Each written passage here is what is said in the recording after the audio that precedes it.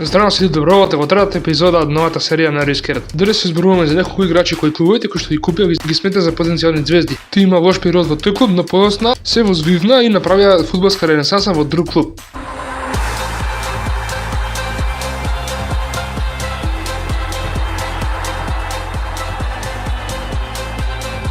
Првиот играч што ќе обработиме е Мохамед Салах, легендата на Ливерпул.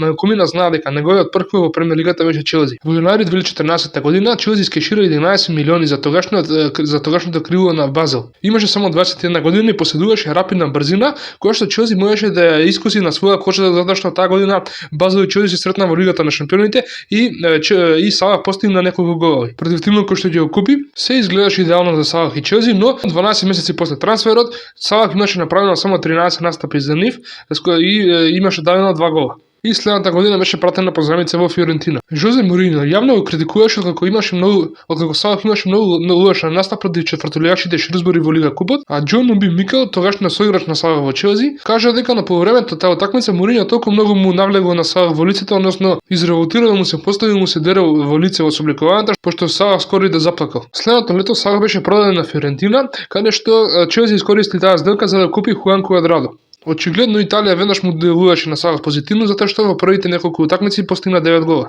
Тогаш Салах доби повик од Рома и веднаш кариерата му тргна во вистинскиот правец. Да, 19 голи на крајот на сезоната го понесе епитетот најдобар играч на Рома и се чинеше дека играчот кој што беше толку маловажен во Челси конечно го доби својата платформа за да блесне на добар начин. Во летото од 2017 година Салах чинеше 40 милиони долари кои што воопшто не беа најмни за тоа време. Истото лето Салах доби повик кој што не можеше да го одбие. Ливерпул го купи за истата таа цена и во својата прва сезона за клубот тој тоа како ги оправда очекувањата и можеше да се рече дека ја направи таа цена да изгледа смешно затоа што во првата сезона тој даде 32 голови само во лигата, во премиер лигата. Да не забораваме да кажеме дека таа бројка беше рекорд, односно до тогаш никој не дал повеќе од 31 гол во една премиер лигашка сезона, а работата да биде уште посилна, сега го направи тоа во својата прва сезона. Остатокот на неговата кариера во Ливерпул беше ништо помалку од блескава. Тој освои 2 премиер лиги, една лига шампиони, неколку купови и неколку пати беше прогласен за најдобар играч во Англија. Играчот за кој Жозе Мориньо сметаше дека нема квалитет да игра во премиер лигата, денес е еден од најголемите ѕвезди во историјата на премиер лигата. Вториот играч кој што мораме да го споменеме во оваа тема е Џейми Варди. На 16 години тој бил избркан од академијата на Шефилд Вездин, откако му било кажано дека тој не може да игра фудбал затоа што е многу низок. Потоа разочаруваниот Џейми се вработи во фармацевтска фабрика, строго верувајќи дека неговата фудбалска кариера е готова. И од време на време играл за аматерскиот клуб Стоксбридж Парк Стилс, каде што добива 30 фунти неделно. Повеќето фудбалери на 23 годишна возраст веќе почнуваат да влегуваат во делот од кариерата каде што играат најдобро или се веќе реномирани играчи за било кој клуб каде што играат. Но Варди на таа возраст играше за седмолигаш и имал електронски уред залепен за ногата затоа што кауција заради обвинение за тепачка. Според сите околности изгледало дека возот на Варди за да игра професионален фудбал избегал, но Варди едноставно продолжил да дава голови и бил голгетерска машина во клубовите каде што играл. Првиот професионален клуб кој што го купил бил Халифакс Таун, каде што Варди постигна 26 голови. Потоа дошол Флитвуд кој што тогаш игра во петата лига, Варди за нив постигнал 31 гол во првата сезона. Таа сезона Варди бил најдобар стрелец во лигата, а Флитвуд за прв пат влегол во четвртата лига во нивната историја. Тогаш се појави клубот кој што ќе смени све.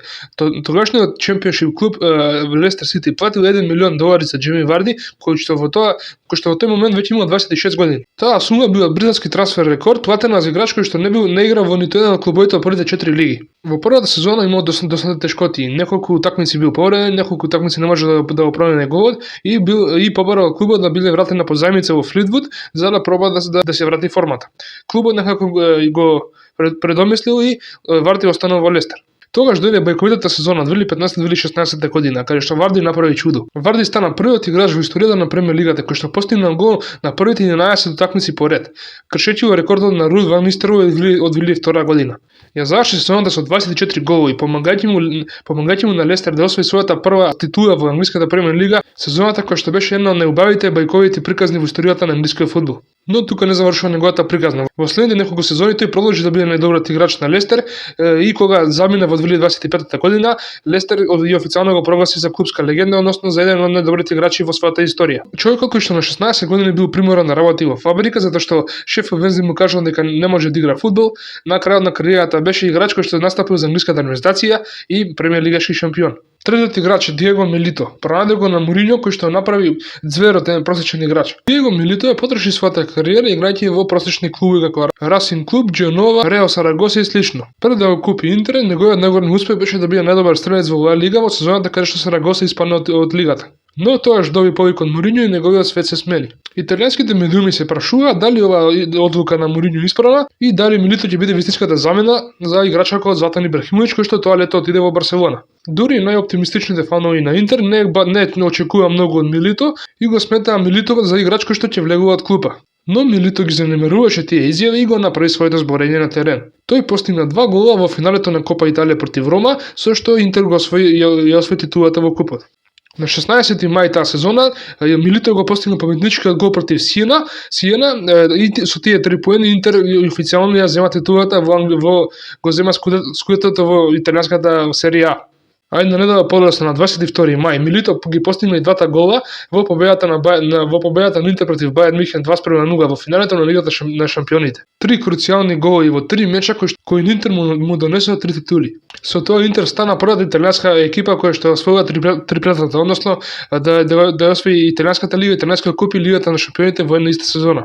Милито ја заврши таа сезона со 30 постигнати голови и им ја затвори устата на сите оние кои што не веруваат дека еден 29 годишен напаѓач кој што дотогаш нема играл на такво невисоко ниво може да биде круцијален. Но стратегијата на Мориньо уште еднаш се покажа дека можеби на прво не е најочигледна и најсигурна, но ако се даде време и тоа како може да функционира. Но кога УЕФА на крајот на таа сезона ги соопшти наградите, морам да кажам дека направи голем пропуст. Од овој победнички тим на Интер немаше ниту еден играч во топ 3 најдобри играчи во Европа во таа сезона. Снайдер беше пласиран на 4-то место. И ето заврши на 10-та позиција на ракингот за Балон д'Ор, односно за златната топка, а човекот кој што им ги пружи сите титули на Интер, човекот кој што беше најзначаен во финалињата на сите тие 3 надпреварувања, не беше ниту номиниран. Така Диего Милито не доби ниту номинација за златната топка таа сезона и ова се смета за еден од најголемите пропусти што УЕФА ги направи кога станува збор за индивидуални награди во европските надпреварувања. Некои играчи своите нескапоцени моменти ги имаат во рок од една декада или нешто помалку. Милито својот блесок, односно својата трага во историјата на Интер ја остави во рок од 17 дена, односно во тие 17 дена Милито даде најважен допринос кој што го направи Интер да стане првиот тим во Италија што освои триплета. И со Диего Милито доаѓаме до крајот на видео. Намерно ги избрав овие тројца затоа што јас лично мислам дека они го имаат најизворениот напредок и камбек што го направија во својата фудбалска кариера. Накратко ја доводивме целата нивна кариера и ги објаснивме оние сегменти кои што беа најважни во тој процес на правење успешни кариери кои што претходно дали тоа било од медиумскиот притисок, дали тоа било од тренерите или самите клубови, не играле на најдоброто ниво, но потоа блеснали, станале звезди како што денес ги знаеме. Ова беше трета епизода од оваа сезона. Можам да кажам, ако не сте гледали, изгледате им претходните видеа. Се гледаме следниот вторник со нова епизода од серијалот Говорење за фудбалот, а до тогаш чао и се најдобро.